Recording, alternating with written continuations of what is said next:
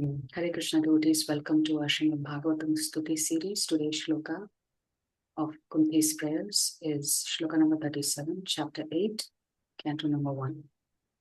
Apyadyanastvam swakrite hita prabho Apyatyanastvam swakrite hita prabho jihasasi svit suhrido nujivinah jihasasi svit suhrudo nujivinaha yesham na chanyad bhavatah padambujat yesham na chanyad bhavatah padambujat Parayanam rajasuyojitam hasam.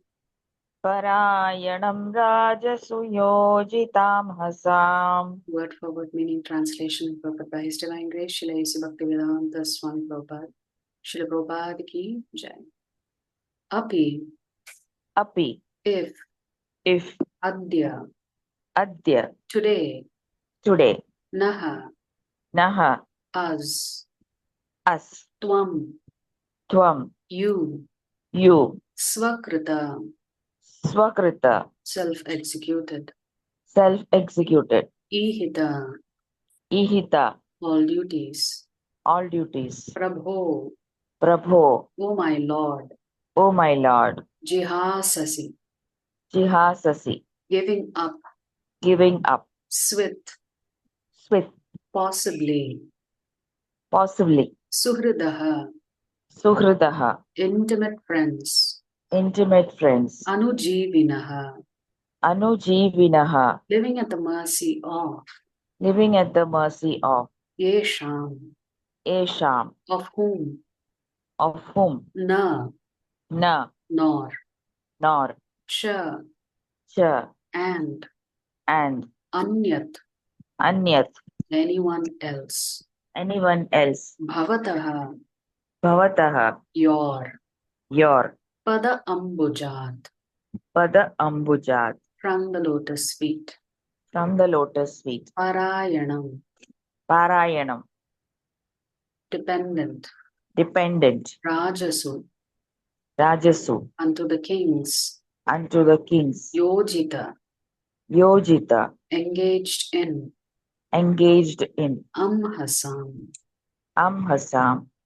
enmity. Translation, O my Lord, you have executed all duties yourself. Are you leaving us today? Though we are completely dependent on your mercy and have no one else to protect us. Now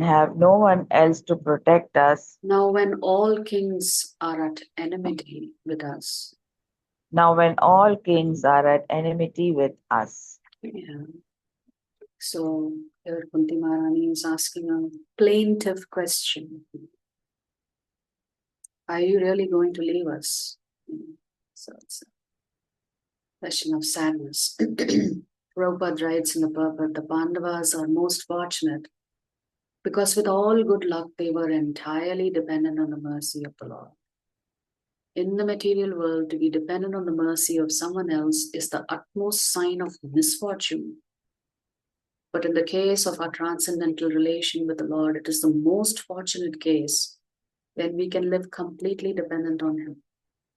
Prabhupada says this quite often, that you really can't be dependent on anybody, not even your own family members. When you think they will protect you, maybe they will abandon you. But one person who will never abandon you is Krishna.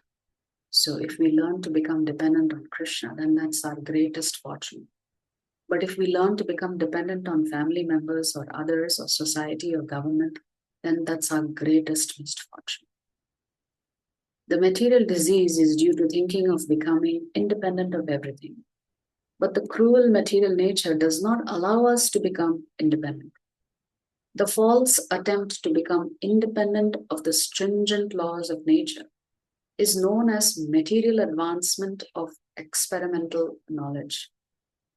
The whole material world is moving on this false attempt of becoming independent of the laws of nature. Beginning from Ravana, who wanted to prepare a direct staircase to the planets of heaven, down to the present age, they are trying to overcome the laws of nature. They are trying now to approach distant planetary systems by electronic mechanical power. But the highest goal of human civilization is to work hard under the guidance of the Lord and become completely dependent on Him. The highest achievement of perfect civilization is to work with valor, but at the same time depend completely on the Lord.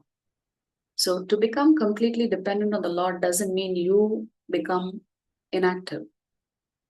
You continue to do your duties and responsibilities, because Krishna never advises us to abandon our duties and responsibilities in the Bhagavad Gita. Quite the contrary, he said, do your duties and think of me.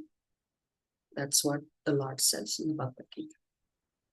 But at the same time, we have to be dependent on Him. Whatever duties we are doing, whether it works in our favor, it doesn't work in our favor, we are always dependent on Krishna. So the Pandavas, Prabhupada writes, were the ideal executors of this standard of civilization.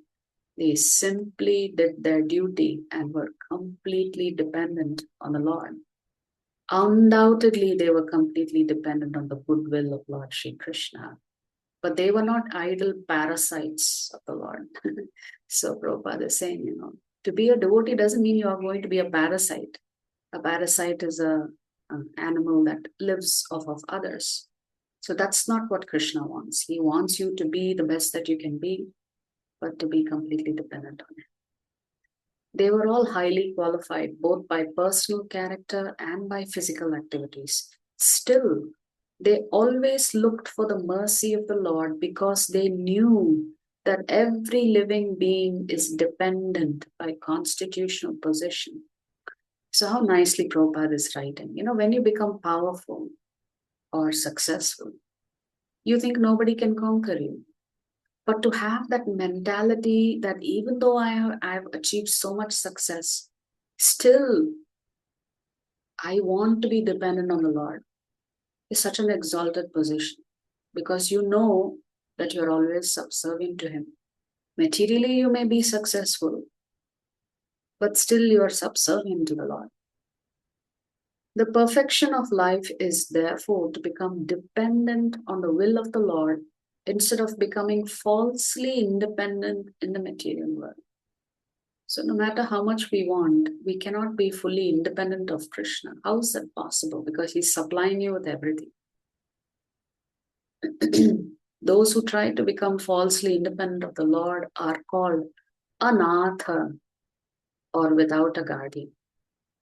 Whereas those who are completely dependent on the will of the Lord are called sanatha, or those having someone to protect them. So anatha means you're an orphan. You've chosen to become an orphan by trying to exercise your minute independence to do whatever you want. But when you become completely dependent on the will of the Lord, that is called sanatha. You're always under the protection of the Lord. Therefore, we must try to be sanatha so that we can always be protected from the unfavorable condition of material existence. By the deluding power of the external material nature, we forget that the material condition of life is the most undesirable perplexity. This we must all admit. No matter how much we try, Maya Devi is always perplexing us. One challenge after another, one challenge after another. Whatever we try to make ourselves comfortable, to rid ourselves of our anxieties, unhappiness, Maya Devi is always ready to give us some more. The Bhagavad Gita therefore directs us that after many, many births, one fortunate person becomes aware of the fact that Vasudeva is all in all, Vasudeva Sarvamati, and that the best way of leading one's life is to surrender unto Him completely. That is the sign of a Mahatma. So who is a Mahatma? A Mahatma who is someone who's completely surrendered to Krishna. They are just like putty in the hands of Krishna. Whatever Krishna wants, he can do with it. All the members of the Pandava family were Mahatmas in household life. Maharaj Yudhishthira was the head of these Mahatmas, and Queen Kunti Devi was the mother. The lessons of the Bhagavad Gita and all the Puranas, specifically the Bhagavata Purana, are therefore inevitably connected with the history of the Pandava Mahatmas. For them, separation from the Lord was just like the separation of a fish from water. Srimati Kunti Devi therefore felt such separation like a thunderbolt. And the whole prayer of the queen is to try to persuade the Lord to stay with them. Krishna has already stayed with them for a long time. After the battle of Kurukshetra, although the inimical kings were killed, their sons and grandsons were still there to deal with the Pandavas. That means the enemies are not vanquished yet. The kings were vanquished, but in the future their sons and grandsons will grow up to resent the Pandavas for killing their parents. It is not only the Pandavas who are put into the condition of enmity, but all of us are always in such a condition. And the best way of living is to become completely dependent on the will of the Lord and thereby overcome all difficulties of material existence. So this is Prabhupada's purport to this particular shloka. I was reading this transcript of Prabhupada's lecture on this particular shloka in Los Angeles, and Prabhupada says, Kunti Devi's mood is, are you really leaving us? You are our only protection, Sharanagati. And in this context, Prabhupada cites this very wonderful shloka. This is from the Chaitanya Charitamrita, Madhya Leela, chapter 22, shloka number 100. Anukulyasya sankalpaha pratikulyasya varjanam rakshishyatiti vishvaso goptritve varanam katatha atmanikshepakar-panye shadvidha sharanagatihi. Prabhupada explains there are 6 steps to the process of sharanagati. 6 divisions of surrender. What does this shloka mean? The 6 divisions of surrender are the acceptance of those things favorable to devotional service, anukulyasya.